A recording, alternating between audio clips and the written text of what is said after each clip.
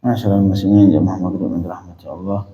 Sebelumnya kita ingatkan untuk berniat i'tikaf, nawaitul i'tikaf fi hadzal masjid lillahi ta'ala. Kemudian kita lanjutkan masih menyangkut fadilah berjamaah. Masih ada Imam Ghazali melanjutkan, qala al-Imam rahimahullah nafa'ana bihi wa bi'ulumihi fid darain amin. Qala sallallahu alaihi wasallam man shalla 40 yawman as-salawati fi jama'atin la tafuthu fiha takbiratul ihram kutiba lahu bara'atani bara'atun minan nifaq wa bara'atun minan nar. Ini hadis diriwayatkan oleh Imam At-Tirmidzi rahimahullah. Rasul sallallahu alaihi wasallam berkata dalam satu hadis yang diriwayatkan oleh Imam At-Tirmidzi, man shalla 40 yawman, siapa saja yang salat selama 40 hari, as-salawati fi jama'atin, salat fardu dalam keadaan berjamaah selama 40 hari, sebulan 10 hari. Siapa saja yang salat 40 hari, salat 5 waktu berjamaah, la tafutuhu fiha takbiratul ihram, yang tidak luput akannya dalam 40 hari tadi takbiratul ihram bersama imam. Artinya sempat takbiratul ihram setelah imam langsung. Artinya tidak masbuk. Ketika Allahu Akbar imam, langsung dia Allahu Akbar. Jadi selesai bar imam, dia langsung memulai takbir Allahu Akbar. Itu makna mendapat takbiratul ihram bareng imam. Bukan artinya bareng-bareng sama imam, giliran imam Allahu Akbar kita juga bareng-bareng, tidak. Jadi makmum ketentuannya tidak boleh takbiratul ihram sebelum imam selesai takbiratul ihram. Dia tunggu dulu sampai imam Allahu Akbar. Giliran imamnya sudah bar, langsung kita mulai Allahu Akbar. Ini makna mendapatkan takbiratul ihram bersama imam. Jadi siapa saja yang salat selama 40 hari berjamaah dan mendapatkan takbiratul ihram bersama imam, ini beliau dijamin oleh Allah Subhanahu wa taala. Kutiba lahu bara'atan, dituliskan baginya 2 bara'ah. Bara'ah ini artinya bebas. Dia dibebaskan, mendapatkan 2 kebebasan. Ini pasti dijamin oleh Allah Subhanahu wa taala. Cuman sanggup tidak melakukan selama 40 hari berjamaah dan tidak meninggalkan takbiratul ihram sama imam. Artinya selesai imam bar, kita langsung bar selama 40 hari. Maka baginya ditulis 2 kebebasan. Yang pertama bara'atun minan nifaq, pasti beliau bebas dari sifat kemunafikan, pasti bukan munafik. Karena yang namanya munafik tidak akan sanggup melakukan salat selama 40 hari berjamaah dan mendapatkan takbir bersama imam, enggak sanggup. Tidak ada satupun munafik yang sanggup melakukan itu. Makanya seorang mukmin yang sanggup melakukan salat selama 40 hari berjamaah dan mendapatkan takbir bersama imam, pasti dijamin terbebas dari sifat munafik. Tidak mungkin munafik. Itu yang pertama. Yang kedua, dijamin bebas wa bara'atum minan nar, dijamin bebas dari neraka. Kalau pengen jaminan dari Rasulullah untuk mau kita dijamin terbebas dari api neraka, silahkan lakukan. Berusaha untuk melakukan salat 5 waktu berjamaah selama 40 hari dan mendapatkan takbiratul ihram bersama imam. Ini sulit memang. Sangat sulit lakukan. Enggak tanggung-tanggung 40 hari. 40 hari. Kemudian berjamaah. Kemudian enggak cukup sekedar berjamaah, harus mendapatkan takbiratul ihram sama imam. Ini baru pasti dijamin 2 hal tadi. Yang pertama ada jaminan bahwa kita terbebas dari sifat munafikin. Enggak mungkin munafik. Karena yang namanya munafik enggak sanggup melakukan hal seperti ini, berat. Karena wasta'inu bis sabri was salah wa innaha lakabiratun illa 'alal khashi'in, dan minta tolonglah oleh kalian kepada Allah dengan sabar dan dengan salat. Dan salat ini berat dilakukan kecuali orang khusyuk, apalagi yang salat seperti ini. 40 hari berjamaah dan mendapatkan takbiratul ihram bareng imam. Ini kapan yang sanggup melakukan ini? Cuman orang-orang yang sudah di masjid sebelum azan. Ketika azan sudah di masjid baru sanggup melakukan. Bisa kita coba insya-Allah. Bisa dicoba selama 40 hari, berusaha sebisa mungkin sebelum azan sudah di masjid. Selama 40 hari. Dan ketika takbiratul ihram imam, kita jangan lalai sama yang lain. Usahakan harus mendapatkan takbiratul ihram sama imam. Artinya selesai Allahu Akbar imam, kita langsung Allahu Akbar. Jangan lagi sibuk sama benerin peci, benerin sarung, benerin pakaian. Ini bakal kelamaan terjadi jauh selang, akhir kita tidak mendapatkan fadilah takbiratul ihram. Dari nifaq, dari munafik. Yang pertama, kita dijamin bahwa kita bukan munafik. Yang kedua, terbebas dari neraka. 40 hari. Enggak, kalau sudah dijamin pasti dia dijaga sama Allah. Kalau sudah dijamin masuk surga, dijamin bebas dari neraka, insyaallah ke depannya beliau pasti dijamin Allah. Artinya dijaga sama Allah. Bisa jadi walaupun misalkan beliau awalnya jahat masya-Allah, tapi kemudian beliau melakukan ini selama 40 hari, sanggup istiqamah, diubah sama Allah seketika. Dia enggak mau Allah kasih terus. Marhaba. Walaupun dia enggak mau salat, Allah kasih salat. Iya. Karena kalau sudah diberikan taufik oleh Allah, mau bagaimanapun akan seseorang ketika dijaga sama Allah Subhanahu wa taala. Seperti para aulia. Aulia artinya aulia memiliki sifat, mereka dapat gelar dari Allah namanya mahfuz. Mahfuz ini artinya orang-orang yang dijaga oleh Allah. Mereka ini giliran mau melakukan maksiat langsung ditegur sama Allah. Jangan. Kalaupun mereka sempat melakukan maksiat, langsung ditegur sama Allah, mereka langsung bertaubat kepada Allah. Tidak kelamaan. Kalau kita tidak entar dulu, entar lagi, mati baru tahu. Kalau mereka tidak, para aulia ini, aulia Allah ni orang-orang yang dekat, salihin, siddiqin, ini orang mereka itu bukan berarti mereka enggak melakukan maksiat sama sekali, tidak. Mereka juga kadang-kadang yang namanya manusia tidak maksum, kecuali para nabi, para rasul, itu maksum, tak mungkin melakukan maksiat. Mereka dijaga sama Allah sehingga mustahil melakukan maksiat. Ini para nabi. Tapi di bawah para nabi, para wali, aulia Allah, para salihin, ini mereka masih ada kemungkinan melakukan maksiat, cuman dijaga oleh Allah. Dijaga oleh Allah. Kalau mereka misalkan mereka sekali dua kali melakukan maksiat, langsung ditegur sama Allah. Orang maksiat langsung dijaga, yang membuat mereka bersegera untuk bertaubat kepada Allah Subhanahu wa taala. Jadi ya, ini gimana dijadikan terbebas dari api neraka? Bisa jadi dia nanti selesai 40 hari mereka maksiat lagi? Enggak. InsyaAllah kalau sudah dijamin bebas dari neraka, Allah sudah menjaga dia. Jadi selesai 40 hari langsung dijaga sama Allah sampai meninggal. Walaupun kadang-kadang sempat maksiat sekali-sekali, Allah langsung menegur yang akhirnya dia langsung bertaubat lagi kepada Allah Subhanahu wa taala. Bisa dicoba ini. Cuman sulit, subhanallah. Ini sulit ini. Marhaba. Dijadikan pusat terapi. Orang satu tempat 40 hari. Kayak ini khalwat. Kayak khalwat.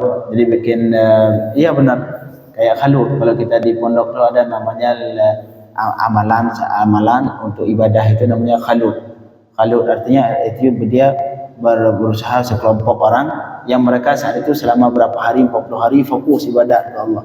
Jadi enggak kerja, enggak mana-mana. Jadi mereka biasanya sebelumnya nyiapin dulu uang, kerja dulu. Entar giliran sudah punya uang 1 juta atau 2 juta yang sekiranya cukup untuk selama 40 hari, baru mereka masuk ke khalwah situ, udah selama 40 hari enggak kemana-mana mikir ibadah saja. Itu ada itu. Biasanya di pondok, di sebagian daerah mungkin di Jawa ada itu. Di Jawa ada sebagian tempat di pondok-pondok biasanya ada namanya khalwat.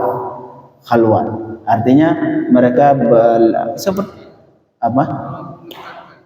Khalwat itu artinya mereka mengasingkan diri dari keramaian, mengasingkan diri untuk beribadah kepada Allah. Ini apakah ini ada dalilnya? Ada Rasulullah dulu khalwat.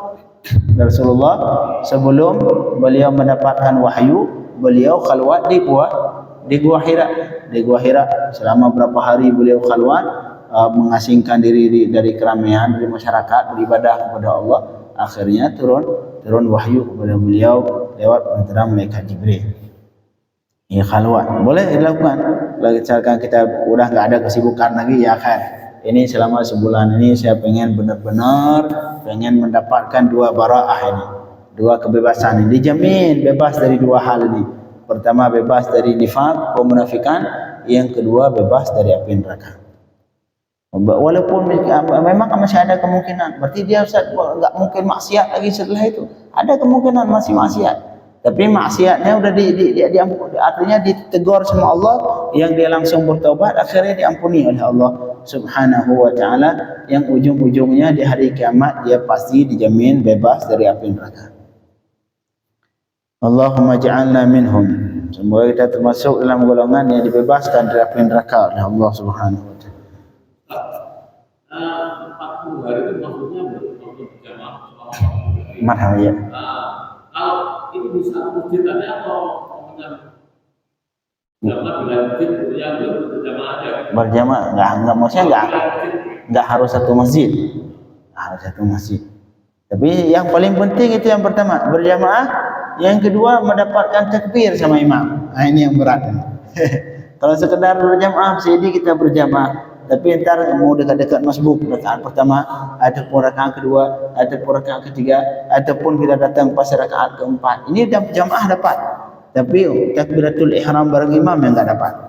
Maka ini buat orang yang sanggup melakukan ini, benar-benar sudah mewakafkan dirinya untuk Allah ini. Nah, sembarang orang benar-benar dia menjaga, subhanallah. Jadi sebelum azan sudah di masjid, pas Allah khabar muadzin dia sudah di masjid, baru dapat ini. Wallahu a'lam, yang lahir seperti itu, karena biasanya jamaah khusus di masjid. Dan ada kemungkinan juga hadis umum terbenar jamaah yang jamaah minimal akal jamaah iznan, minimal berjamaah 2 orang, imam dan makmum. Kalau zahir dari hadis ini enggak harus di masjid, walaupun tapi di masjid lebih afdal. Kalau kita lihat ini di masjid atau di musola, karena kalau di rumah bisa aja tunggu, ya kan, tunggu gitu. Nggak ada telat, tunggu gitu. Makanya sebagian orang Pak Haji nggak mau salat sendiri. Misalkan dia udah telat di masjid ataupun telat nggak sempat ke musala, nggak mau dia salat sendiri. Keliling dulu sampai kemana-mana nyari kawan, biar sempat mendapatkan takbiratul ihram sama imam. Nah, berusaha sebisa mungkin untuk mendapatkan takbir bersama imam. Kalau zahir dari hadis di sini tidak disyaratkan harus di masjid, walaupun di masjid yang afdal. Allah. Malahan dikisahkan Rasul sallallahu alaihi wasallam ketika ditanya kepada Sayyidatuna Aisyah, ini sahabat yang tanya, gimana kehidupan Rasul di rumah? Kata Sayyidatuna Aisyah, Rasul kalau di rumah sama seperti orang biasa. Beliau membantu istrinya, mungkin kalau pakai bahasa sekarang, beliau kadang-kadang nyuci piring, kadang-kadang ngebantu istri nyuci pakaian, kadang-kadang ngebantu jahit pakaian, jahit sendal. Itulah kehidupan Rasul kalau di rumah, duduk bersama istri-istrinya ngobrol. Jadi tidak seperti sebagian laki-laki giliran rumah enggak boleh senyum. Di luar rumah senyum, ketawa-ketawa, giliran di rumah enggak senyum ke istri dengan alasan biar wibawa, Ustaz. Enggak wibawa, bodoh. Rasulullah manusia yang paling hebat di dunia, tapi giliran duduk bersama istrinya, anaknya, itu beliau seperti ya subhanallah menghibur istrinya. Kadang-kadang canda sama Sayyidatuna Aisyah, canda sama istri-istrinya yang lain. Itu Rasul sallallahu alaihi wasallam. Tapi kata Sayyidatuna Aisyah, giliran sudah azan, sudah ka'annahu la ya'rifna.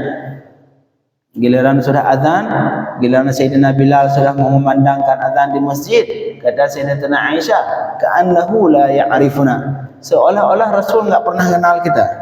Artinya Rasul giliran dengar azan langsung berangkat. Seolah-olah enggak kenal lagi ini siapa, itu siapa. Itu Rasul sallallahu alaihi wasallam. Tapi sebelum waktu azan, beliau canda. Ya, artinya hidup di rumah tangga seperti halnya orang-orang yang lain membantu istrinya. nyuci pakaian sejadi ataupun nyapu rumah. Ini Rasul sallallahu alaihi wasallam.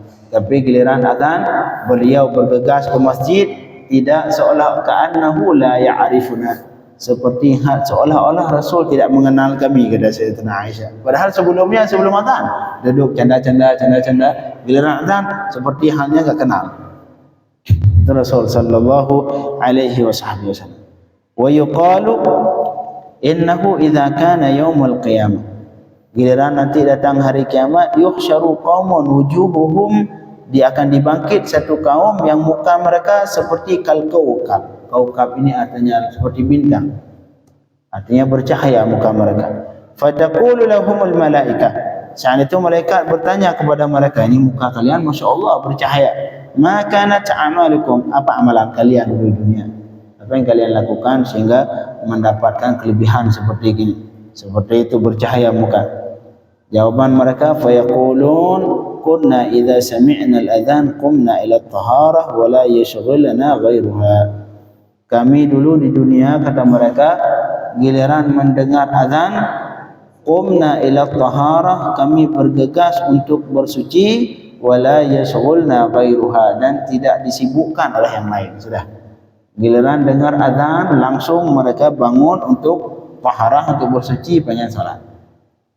Jadi kalau kita tidak azan antar aja. Kadang-kadang kita lagi rapat, ini paling bahaya, lagi rapat masalah agama. Kadang-kadang sebagian di kita rapat masalah agama, bagaimana ini membangkitkan ekonomi muslimin, ataupun bagaimana supaya lagi rapat supaya masyarakat ini semangat beribadah, semangat. Tapi giliran azan, antar aja salatnya, kita lanjutkan rapat belum selesai. Apa salahnya bangun salat dulu, ntar lanjut rapat? Ini enggak, entar aja, biarin kita nanti salat sendiri aja. Padahal lagi rapat masalah apa? Lagi rapat masalah agama. Na'udzubillah min dzalik. Ini sering terjadi. Kadang-kadang kita ulama juga, bukan ulama, kadang-kadang para ustaz sering seperti itu. Kita yang para ustaz ini kadang-kadang sangat sering seperti itu. Dengan alasan kan jamaah sunnah, entar aja jamaah. Entar salat sendiri aja. Na'udzubillah. Tapi giliran nama rapat ataupun nama lagi rapat supaya dengan tujuan rapat biar masyarakat ini lebih semangat untuk beribadah, untuk membangkitkan semangat ibadah masyarakat. Jadi rapat. Giliran azan, entar aja. Na'udzubillah min dzalik. Bertentangan. Jadi itu yang di mulut dengan amalan sangat bertentangan. Na'udzubillah min dzalik. Ini sering dilakukan berarti para ustaz. Nah, ustaz biasa sering seperti itu. Giliran azan, antar aja. Selesaikan rapat dulu. Apa salahnya salat dulu, entar rapat lanjut. Antar giliran selesai rapat, satu kamar mandi, satu makan dulu, satu ke masjid, akhirnya enggak salat berjamaah. Ini sering terjadi, padahal tujuan rapat untuk agama, tapi giliran azan tidak memperhatikan, tidak menerima panggilan azan. Jadi kata mereka yang dibangkit dan yang bercahaya muka mereka, kunna idza sami'na al-adhan, kami dulu ketika mendengar azan di dunia, qumna ila at-taharah wa la yashghulna ghairuha, kami langsung bergegas bangun untuk bersuci, wa la yashghulna ghairuha, dan tidak disibukkan kami oleh yang selain taharah sama sekali. Giliran azan langsung bersuci untuk salat berjamaah. Itu yang pertama. Kal tadi seperti halnya bintang. Thumma tuhsyaru ta'ifatun wujuhuhum kal aqmar. Ini lebih besar cahayanya. Sebagai golongan yang kedua, dibangkit wajah mereka seperti aqmar, bulan. Lebih cahayanya lebih terang. Fayaqulun ba'da suhal. Sama juga malaikat menanyakan pertanyaan yang sama, apa amalan kalian?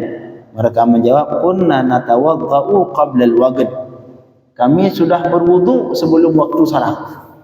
Artinya mereka sebelum azan sudah berwudu, lebih cepat persiapan mereka untuk berjamaah. Kalau golongan yang tadi ketika azan baru berwudu.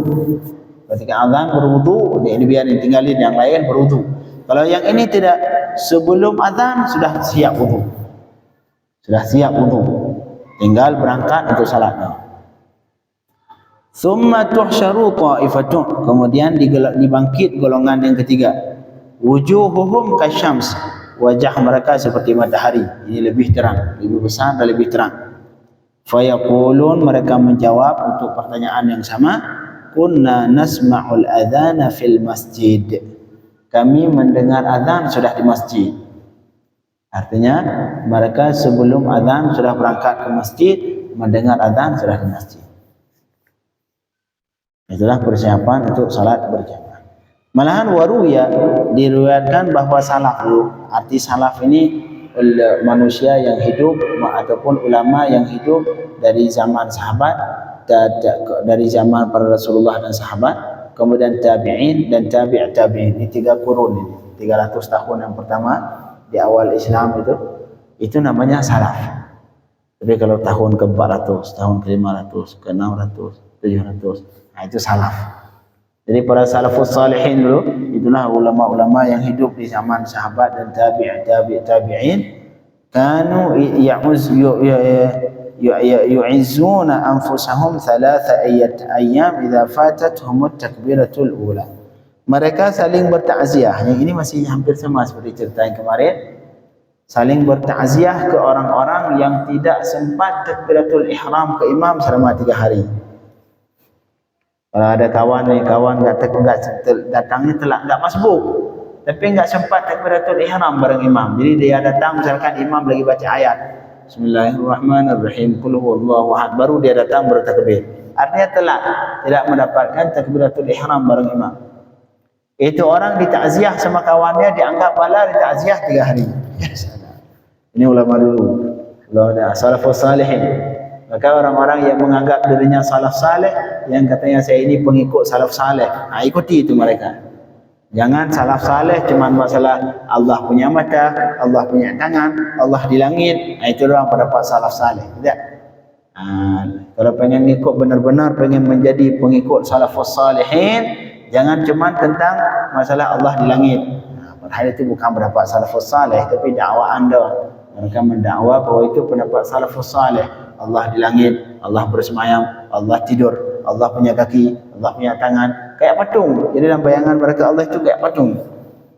Nah, itu cuma klaim doang bahwa itu pendapat salafus saleh, padahal bukan. Salafus saleh tidak berpendapat seperti itu.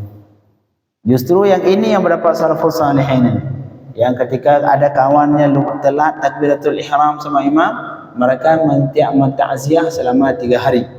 Wa yu'izzuna sab'an idza fatatuhumul jamaah. Sedangkan apabila kawannya luput berjamaah, enggak telat berjamaah, enggak sempat berjamaah, itu ditakziah oleh kawannya 7 hari. Dianggap bahwa itu seperti halnya pahala yang sangat besar, sehingga ditakziah selama 7 hari. Ini yang benar-benar salafus saleh. Ikuti yang pendapat salafus saleh, yang menganggap bahwa jamaah itu sangat penting. Radhiyallahu anhum ajma'in. Insyaallah mari besok kita lanjutkan tentang fadilah as-sujud, fadilatus sujud, kelebihan sujud. Semoga kita termasuk orang-orang yang mendapatkan 2 kebebasan tadi, bebas dari nifaq dan bebas dari api neraka, sehingga kita masuk neraka Allah, masuk surga Allah bila hisab wala sirat. Semoga kita masuk ke surga Allah Subhanahu wa taala tanpa hisab. Ini golongan mukmin yang paling agung di sisi Allah, yang masuk surga Allah tanpa hisab, tanpa sirat, langsung ke surga Allah Subhanahu wa taala. Amin ya rabbal alamin. Subhanallah.